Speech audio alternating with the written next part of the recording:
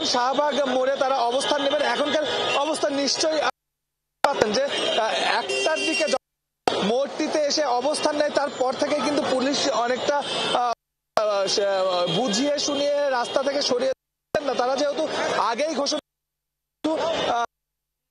এখন পর্যন্ত তাদের দাবি পূরণ করা না হবে, অর্থাৎ তাদেরকে ততক্ষণ অবস্থান কর্মসূচি বহাল রাখবেন, এমন প্রেক্ষাপটে আপনি নিশ্চয় জানেন এই শাহবাগ মোড়টি কিন্তু আসলে খুবই গুরুত্ব।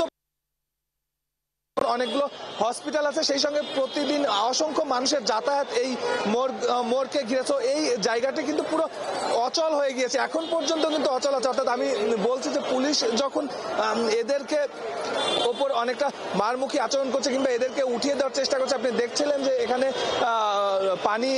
জলকামান নিয়োগ কিছুক্ষণ আগে পানি নিক্ষেপ করা হলো, তারপরেও কিন্তু এদের একটি অংশ এখান থেকে সরে গেলেও একটা বড় অংশ কিন্তু এখন পর্যন্ত এখানেই আছেন। এবং বিশেষ করে যারা মহিলারা আছেন তারা কিন্তু তাদের জায়গা থেকে 1 ইঞ্চিও সরছেন। এবং কিছুক্ষণ আগে আমাদের সঙ্গে কিন্তু তাদের কথা হচ্ছিল এবং তারা বলছিলেন যে যতক্ষণ পর্যন্ত তাদেরকে নিয়োগ নিশ্চিত করা না হবে ততক্ষণ পর্যন্ত কিন্তু তারা এখান থেকে যাবেন না। অর্থাৎ তারা বলছেন যে এর আগে উপদেষ্টার যে সহকারী আছেন তার সঙ্গে তাদেরকে একটি আশ্বাস দিয়েছিলেন গত ডিসেম্বর মাসে, তার আগের মাসেও তাদেরকে আশ্বাস দেওয়া হয়েছিল। সেই আশ্বাসের প্রেক্ষিতে তারা এতদিন ধৈর্য ধারণ করে বসেছিলেন, কিন্তু এখন আসলে তাদের ধৈর্যের বাঁধ ভেঙে গেছে। কারণ তারা এই আন্দোলনটি এখনকার এই অন্তর্বর্তী সরকারের আমলে এসে করছেন, বিষয়টি এমন নয়। 2021 সাল থেকেই তারা এই আন্দোলন করে আসছেন এবং তাদের দাবিটি তাদের জায়গা থেকে ন্যায্য। অর্থাৎ তারা নিবন্ধন পরীক্ষায় পাশ করে নিবন্ধিত শিক্ষক, এবং সেই নিবন্ধিত শিক্ষকদেরকে যে নিয়োগ দেওয়ার জন্য যে সুপারিশ করা, সেই সুপারিশের পরিবর্তে তারা বলছেন যে দীপুমণি অর্থাৎ সাবেক শেখ হাসিনা সরকারের যারা শিক্ষামন্ত্রী ছিলেন দীপুমণি নওফেলের আমলে আমলাতান্ত্রিক জটিলতার মাধ্যমে যারা আবেদন করেননি তাদেরও শিক্ষক পরীক্ষায় নিয়োগ দেওয়া হয়েছে, কিন্তু এই যারা পরীক্ষায় পাশ করে নিবন্ধিত শিক্ষক রয়েছেন তাদেরকে নিয়োগ দেওয়া হয়নি। এবং এখানে একটি বাণিজ্য চলেছে, অর্থাৎ টাকার বাণিজ্য হয়েছে, স্বজনপ্রীতি হয়েছে, তারা এমনটি বলছেন। এখানকার যিনি আছেন তাদের সঙ্গে আমার কথা বলে যতটুকু আমাদের কাছে তারা তথ্য দিচ্ছিলেন যে এ পর্যন্ত সরকার 17টি নিয়োগ পরীক্ষার সুপারিশ করেছে, যার মধ্যে 5টি গণবিজ্ঞপ্তির মাধ্যমে নিয়োগ দিয়েছে। এবং তারা বলছে এই গণবিজ্ঞপ্তির মাধ্যমে নিয়োগ দেওয়ার ওখানেও একটি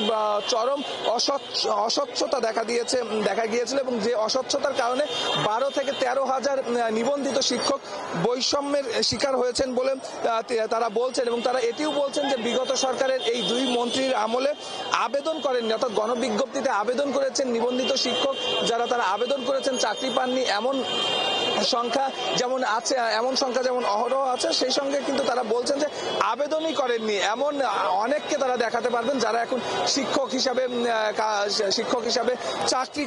চাকরি করে যাচ্ছেন। তো এই সব বিষয়গুলো নিয়ে, এইসব বৈষম্য নিয়ে তারা বরাবরই কথা বলে আসছেন। এর আগের সরকারের যারা আছেন তাদের সঙ্গেও কথা বলেছেন, কিন্তু তারা বারবার যেটি বলছেন যে আমলাদের আসলে ঘুষ বাণিজ্যের কারণে, আমলাদের আসলে স্বজনপ্রীতির কারণে তারা কিন্তু তাদের ন্যায্য অধিকার থেকে কিন্তু বঞ্চিত হচ্ছেন।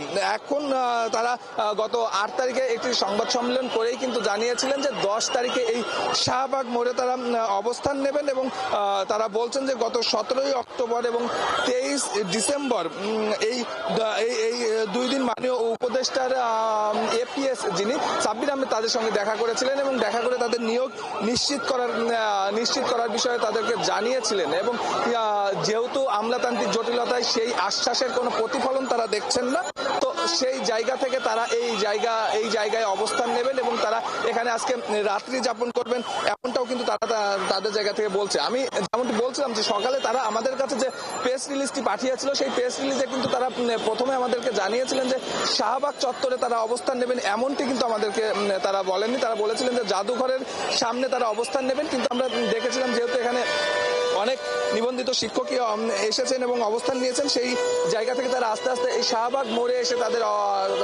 তাদের অবস্থান নেন এবং তারা এখানে বসে পড়েন এবং বসে পড়ার পরেই কিন্তু আস্তে আস্তে পুলিশ তাদের এখান থেকে সরিয়ে দেওয়ার চেষ্টা করে এবং এই সরিয়ে দেওয়ার সময় কিন্তু আসলে অনাকাঙ্ক্ষিত ঘটনাগুলো ঘটে এবং কিছু দুটি সাউন্ড গ্রেনেডের শব্দও কিন্তু দেড়টার দিকে কিন্তু এখানে পাওয়া যায় এবং তারপরে আমরা দেখছি আপনারা নিশ্চয়ই দর্শকরাও দেখছেন যে বিপুল সংখ্যক পুলিশ সদস্য এখানে অবস্থান নিয়েছেন।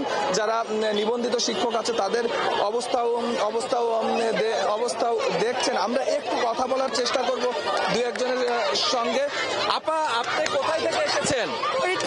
ফরিদপুর ভাইয়া, আমরা 6531 জন সুপারিশ প্রাপ্ত করেছে আমাদের সরকার। আমাদের আবার বিচারপতি রায় দিয়েছে বাতিলের।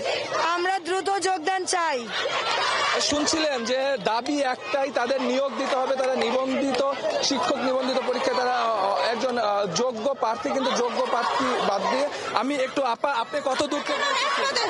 আমি আসছি গাজীপুর জেলা থেকে। কি দাবি নিয়ে এখানে এসেছেন? কত আমাদের দাবি বললে ভুল হবে, আমাদের